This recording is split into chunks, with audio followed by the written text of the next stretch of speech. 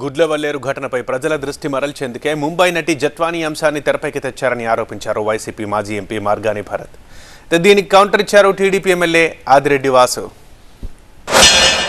ఇమీడియట్గా చంద్రబాబు నాయుడు గారు ఇంకో పథకం ఇంకోటి పన్నాగు ఏం చేశాడంటే, ఇంత పెద్ద ఇష్యూ ఇక్కడ జరుగుతూ ఉంటే అక్కడెక్కడి నుంచో బాంబే నుంచి ఒక పేటీఎం ఒక ఆర్టిస్ట్ని తీసుకుని వచ్చి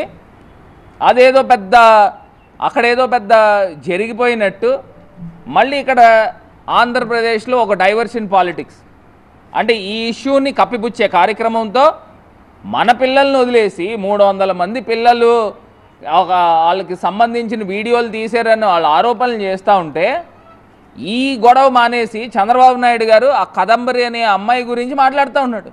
ఎవరో బొంబాయి నటి ఇలాంటి వాళ్ళు చాలామంది ఉంటారు. ఈ బ్లాక్మెయిల్ ధోరణిలో బాంబేలో కుప్పల దెప్పల కింద ఉంటారు. ఈ ముంబై యాక్ట్రెస్ పరువు పోలేదా ఆంధ్రప్రదేశ్ది? దేశం ఆ వైపు చూస్తూ ఉంది, ఆ ఇన్సిడెంట్ వైపు.